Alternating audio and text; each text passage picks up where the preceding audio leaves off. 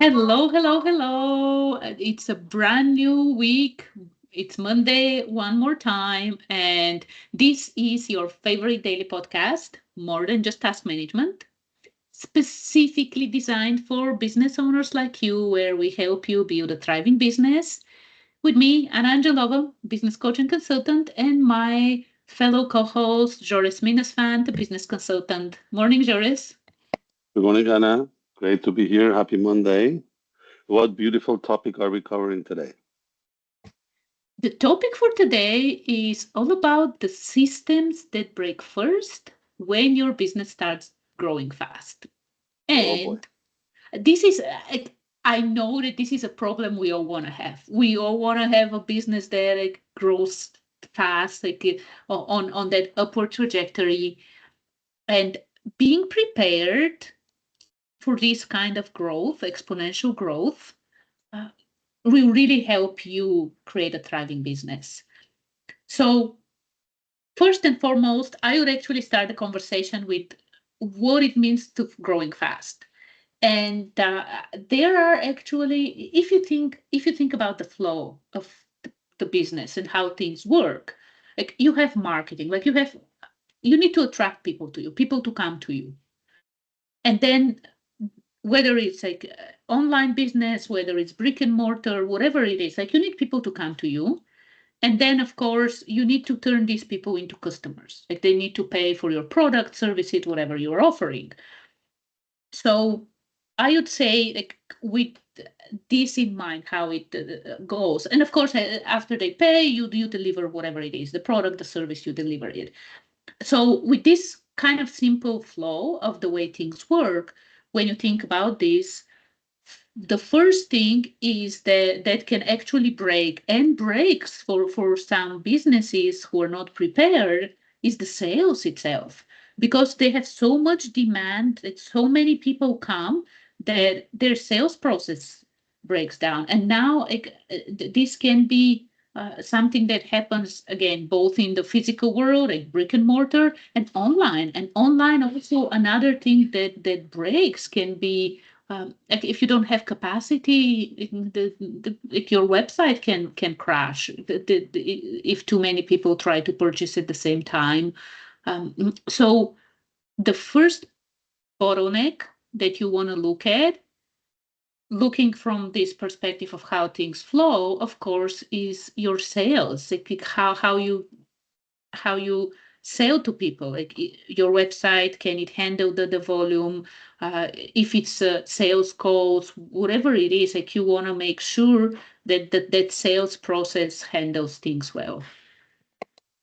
Yeah, it's the conversion as well.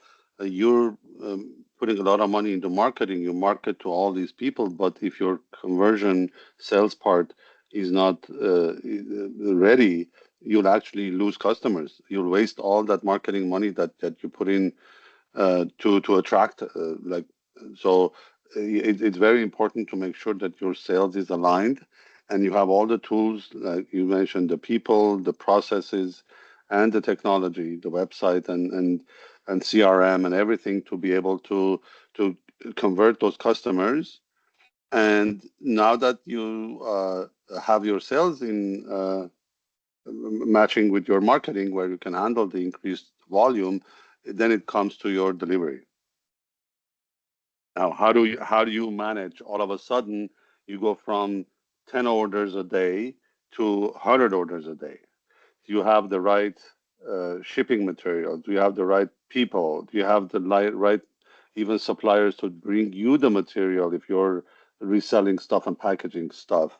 If you're delivering services, instead of making 10 calls a day, now you're making 100 calls a day. You may be receiving 150, 200 emails a day. You were only answering any 7 to 8 emails. Do you have the right capacity to receive those emails, not to miss them?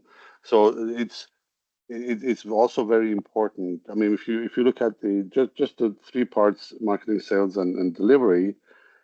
If you identify a bottleneck in one of them, uh, it's a good thing. So you then put the money and effort and time into fixing that bottleneck. But before you apply the fix, you identify the fix and say, okay, I'm ready to pull the plug. Let's go.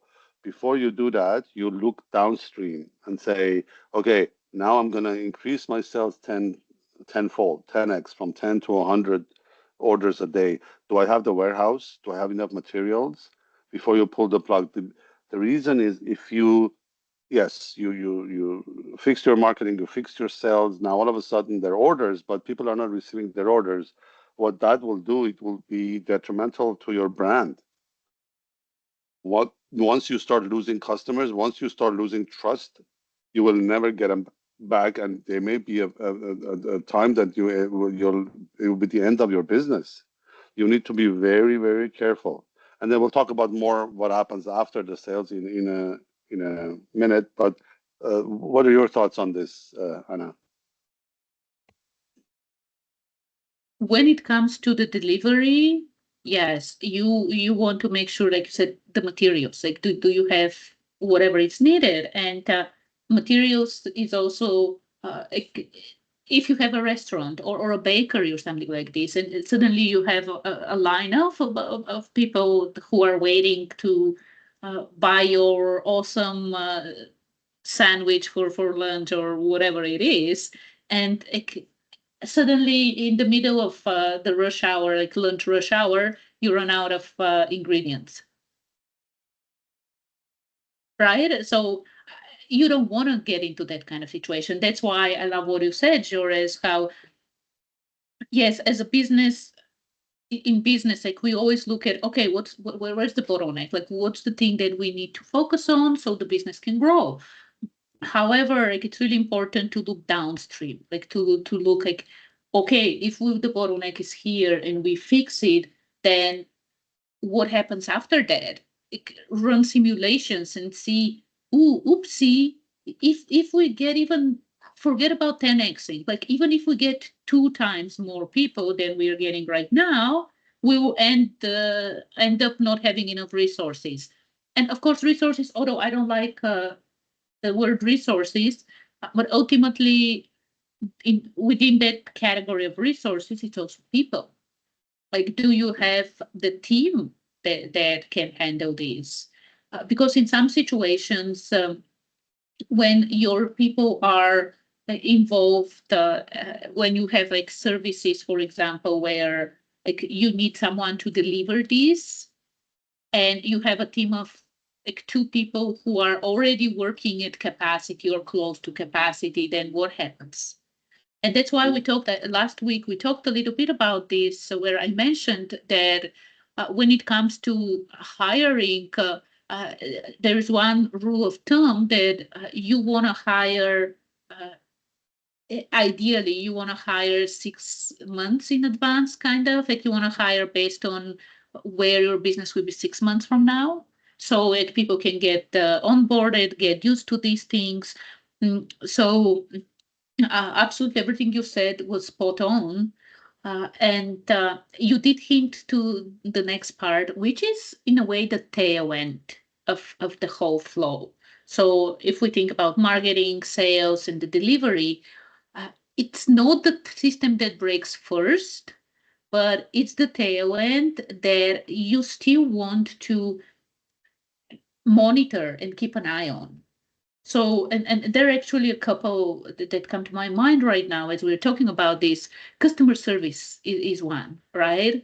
Like if you have customer service, this is one thing that it's more towards the end of the whole thing. But like you said, Joris, if people are buying but not receiving, like you let's say you have e-commerce and like Amazon ruined it for everyone. They deliver same day delivery or next day delivery, and if someone buys from you and they don't receive it in 2 days, what happens with your customer service, right? Like, how flooded will they be with all the requests and all the questions and requests for refunds, maybe even. So this is one kind of tail end system that you want to make sure it's working. And if you don't have customer service, maybe it turns out that you need one. So it's not just that it might break. It's like a system that you might need to set up and have in place. And then The other hidden one, or more like towards the tail end, that They call them back office. They're yeah, called back office services. and the other one is your finances, like making sure that your financial system handles this. And I'll give one example, and Jores, like you can chime in as well and talk about this tail and back end, like back office kind of services.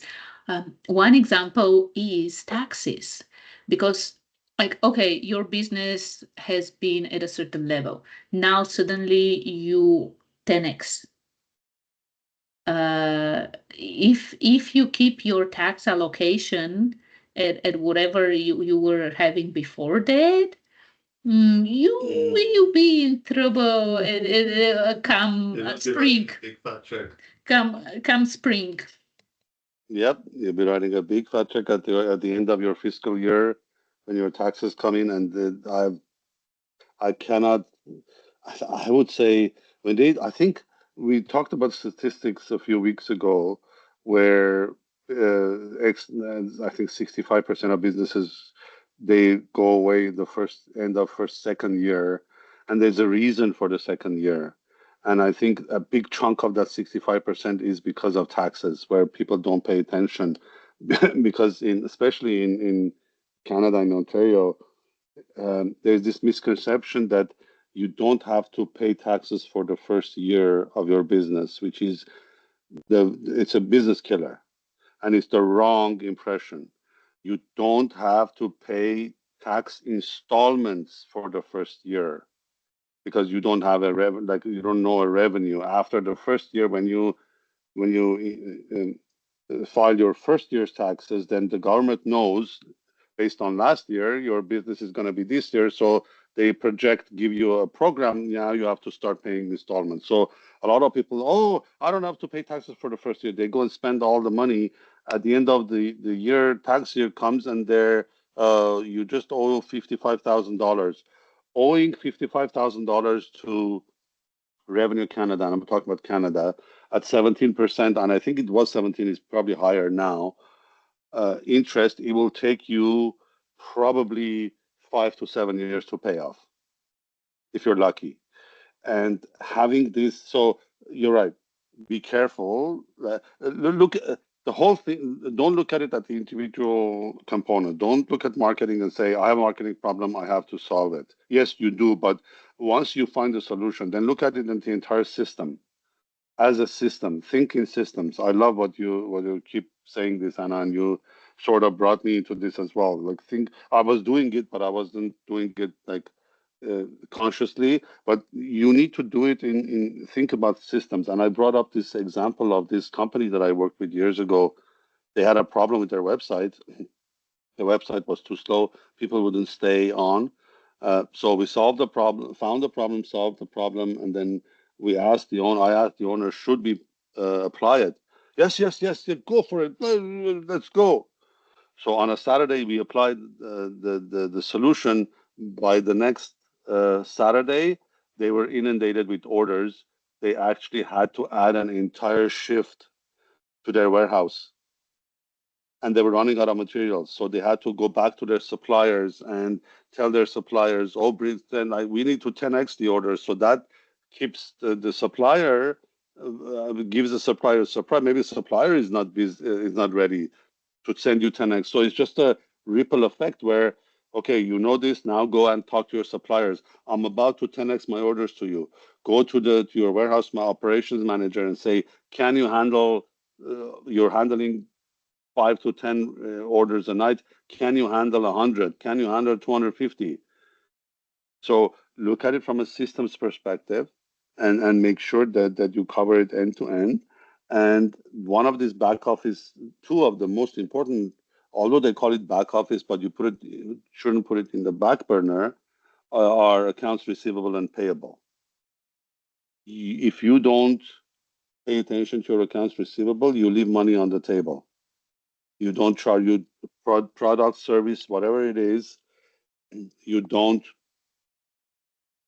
collect, you're going to go bankrupt. Very simple. Your money is going to go out, money is not going to come in, you're done. Very simple mathematics. There's no feelings or inclusion or anything about this. It's simple. Uh, the second one is account payable. If you don't pay your suppliers, guess what they will do? They'll cut you off. You don't have supplies. Oops! All of a sudden, your website will go offline because you didn't pay the supplier that hosts your website, or the toy company that brings the toys to your factory, or the guy that transportation that picks up your orders. So it's a, think about it from a systems perspective, identify the bottleneck, identify the solution, and then sit back and say, what is this going to do? Upstream, no, mostly because you're already, if you are a bottleneck, then upstream, there's something right. Downstream, what happens to downstream systems? Am I ready? Do I have the people? And then maybe what you do is you don't lift the floodgate all at once. Maybe you say, okay, I know I have a problem, but I don't want to go from 10 orders a weeknight to 250 orders a weeknight. Maybe I want to go to 50 or 100 first, adapt and go. Maybe then you don't just yank the floodgate, you slowly lift it to allow, like they do with dams. You just let the pressure off, see how things um, react, how things work out. Then you organically grow it, or maybe grow it fast. So yeah, again, look at it from a systems perspective, end to end. Yes. I know I digressed all over the place, but Oh, it was fantastic. Everything you said was fantastic. And I just want to add one thing before we wrap things up. And looking at it from a whole system is absolutely downstream. Like you said, upstream, something is working. Like you are getting up to the bottleneck, you are getting things. Like, so things are working well. Uh, Looking at the whole system, though, it's not just downstream. It's also like the system. And system also includes some of the things we were talking about. It's in a way, it's not exactly downstream, it's support parts, so they're not downstream per se. It's not like linearly, oh, this follows. They're actually part of the system. They're support things out there, right? Support systems that help with this whole flow. And when you look at it from the perspective of a system, of course, one of the things that happens is that you might actually realize is that, oh, the way that the system works, this thing will come back to something that's happening upstream as well.